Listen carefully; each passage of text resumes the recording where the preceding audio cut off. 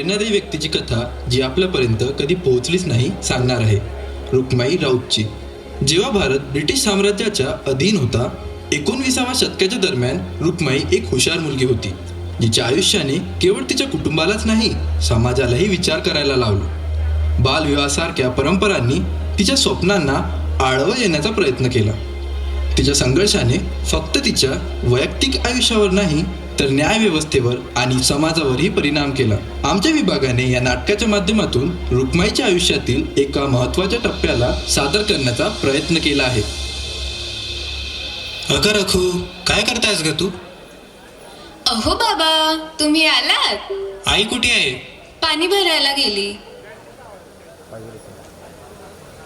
बाबा, हे काय आणलंय? अगं, ही पाटी आहे, तुझ्यासाठी आणली आहे. पाटी म्हणजे? ये इथे बस. रुक्माईला पाहिलं का? सारखी पुस्तक वाचत बसते. घरकाम तर जणू माहीतच नाही तिला. अशा मुलीचं लग्न कसं होणार? लोक हसतील तिच्या आई वडिलांवर. आई वडील? वडील सावत्र कुठे लक्ष देणार मुलीवर? पोटची पोरगी असती तर केव्हाच लग्न लावून दिलं असतं. अशी मुलगी कोणाच्या घराचं नाव उज्ज्वल करणार? अहो, लोक बोलत आहे रुक्माई अजूनही अविवाहित आहे. तिच्या भविष्यासाठी आपल्याला विचार करायलाच हवा. ही काळजीची गोष्ट आहे. पण आई, मला अजून खूप शिकायचं आहे. जानकी, रुक्माईचे स्वप्न आहेत, आकांक्षा आहेत. ती अजून शिकायची इच्छा व्यक्त करते. तिला एवढ्यात लग्नासाठी सक्ती करणं मला योग्य वाटत नाही. बस झालंय सगळं. मुलगी एवढं शिकून काय मिळवणार आहे? पुस्तकं खायला देशील का हिला? तिचं लग्न कर आधी. दादाजी भिकाजीचा प्रस्ताव आहे, त्याला होकार दे. फडफडणाऱ्या चंद्राबद्दल स्वप्न पाहणाऱ्या मुलीला लग्नाचं भान ठेवा. माझं तर कोण ऐकतच नाहीये घरात. अहो, तिला प्रोत्साहन देणं थांबवा आणि लग्नाला होकार द्या. मुलीची जात आहे, लग्न करायलाच हवं. लवकर नाही केलं तर कुणी तिला स्वीकारणार नाही आणि मग आयुष्यभर घरातच राहील. मी बरोबर करतोय का? रुक्माईचे लग्न एवढं लहान वयात? समाज काय म्हणेल? लोक हसतील, टिंगल करतील. सखारामाच्या मुलीचे लग्न नाही झाले. मुलगी मोठी झाली की लग्न करणं हीच परंपरा आहे. हे शहाणपण आहे. कदाचित मीच घाबरतोय. समाजाच्या नियमांना नाकारण्याचं धाडस माझ्यात नाही. रघुला घराचा आधार मिळेल, सुखाचा संसार मिळेल. अहो अहो, स्वयंपाक झालाय, जेवण करून घ्या. जानकी, दादाजी भिकाजींच्या प्रस्तावाला होकार देतो. रघुचं लग्न ठरवूया.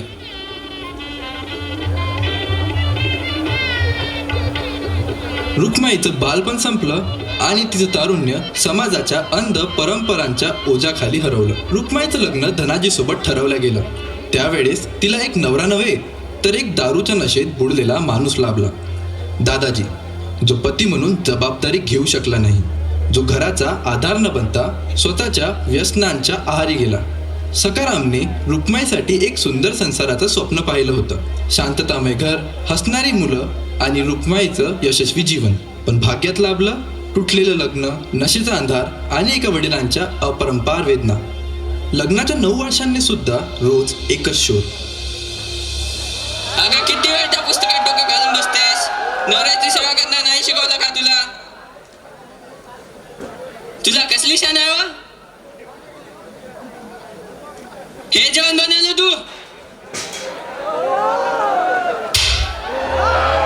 हे घर जावई बनून राहणं मला पटत नाही. शेवटचं सांगतो तुला, घरी चल.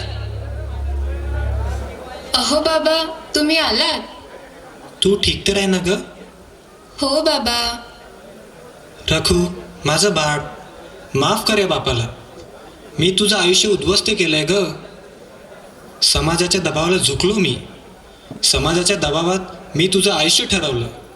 माझ्या डोळ्यासमोर सर्व घडत असताना देखील मी काही करू शकलो नाही.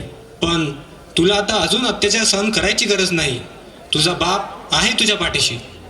जिथे एक घर तुटलं, जिथे एक मुलगी तिच्या जीवनाच्या संघर्षात अडकली, तिथे आता कायद्याची लढाई सुरू होईल. रुक्माईचा धनाजीकडे परत न जाण्याचा निर्णय ठाम झाला. पण कायद्याच्या लढाईत नवरा फक्त रक्षक नाही, तो कधी एक नवा रणांगण बनतो. ब्रिटिश साम्राज्यातील मुंबई उच्च न्यायालयात या प्रकरणाची सुरुवात होईल, जिथे रुक्माईच्या स्वातंत्र्यासाठी लढा सुरू होईल. माय लॉर्ड, रुक्माबाईने आपला संसार सोडून केवळ स्वतःच्या स्वार्थासाठी ही कारवाई केली आहे. तिने पती म्हणून धनाजीला नाकारलं आहे, जे कायद्याच्या चौकटीत चुकीचं आहे. माय लॉर्ड, या प्रकरणात फक्त कायद्याच्या चौकटीतून पाहिलं जाऊ नये, एका व्यक्तीच्या स्वातंत्र्याचा प्रश्न आहे. रुक्माबाई, आपण आपल्या पती धनाजीला का सोडले? माझा विवाह माझ्या संमतीशिवाय ठरवला गेला. तेव्हा मी फक्त 11 वर्षांचे होते. एवढ्या कोवड्या वयात काहीही समजत नव्हते, म्हणून मी निमूटपणे सगळं सहन करत राहिले. मला माझ्या आयुष्याच्या सगळ्यात मोठ्या निर्णयावर बोलण्याचा अधिकार नाकारण्यात आला.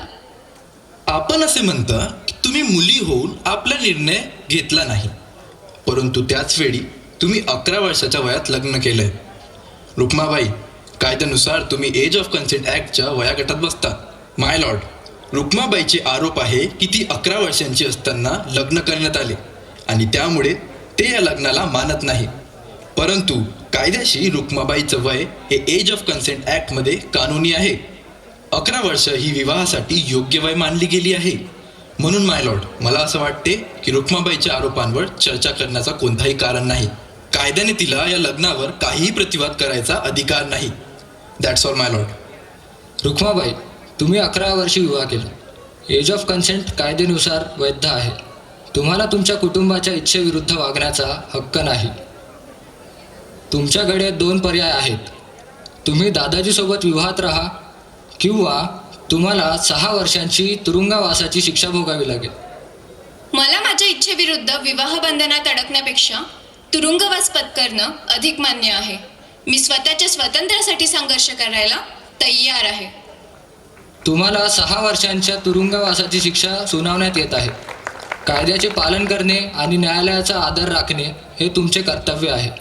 ही शिक्षा तुम्हाला तुरुंगातच भोगावी लागेल. The case is अडजर्न्ड.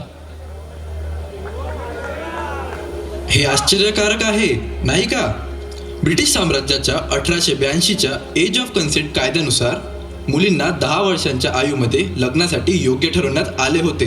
त्याच कायद्यानुसार रुक्माईचा विवाह कायदेशीर मानला गेला. रुक्माईने तुरुंगवासाची शिक्षा स्वीकारली. त्याचवेळी रुक्माईचे वडील सखाराम, जे आता सुद्धा स्वतःला रुक्माईच्या परिस्थितीचे दोषी मानत होते, त्यांनी सरकारच्या अधिकाऱ्यांना व राजकारण्यांना पत्र लिहिले आपल्या मुलीच्या सुटकेसाठी. रुक्माईचं हे प्रकरण काही वेळातच इंग्रजी आणि भारतीय वृत्तपत्रांमध्ये प्रसिद्ध झाले.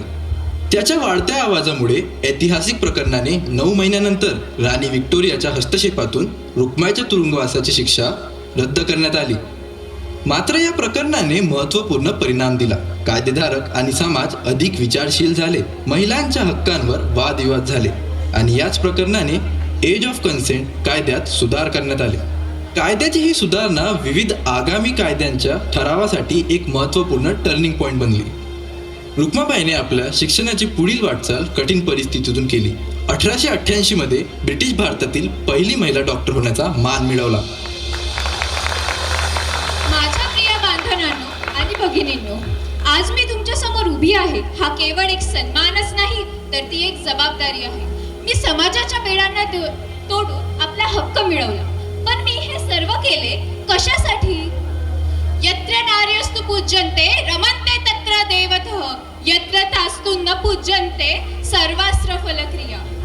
जिथे स्त्रियांचा सन्मान केला जातो तिथे देवता प्रसन्न होतो, पण जिथे स्त्रियांचा सन्मान केला जात नाही तिथे सर्व कर्म निष्फळ होतं. आपण अशा देशात राहतो जिथे स्त्रियांची देवी म्हणून पूजा केली जाते, पण याच संस्कृतीचे गौरव ज्या स्त्रियांचं रक्षण करण्यासाठी असावं त्या स्त्रियांच्या अभिमानाला आपण ठेच पोहोचवतो. आज भारत स्वतंत्र तर झाला, परंतु भारतातील स्त्रिया अजूनही गुलामीत राहतात. त्यांच्यावर कधी बसमध्ये बलात्कार होतो तर कधी रस्त्यावर जाळून टाकल्या जातं. राहतात तर फक्त त्या आई वडिलांच्या वेदना.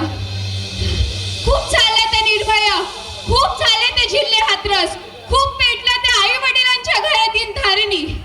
आता वेळ आली आहे आपला मान स्वाभिमान मिळवण्याची.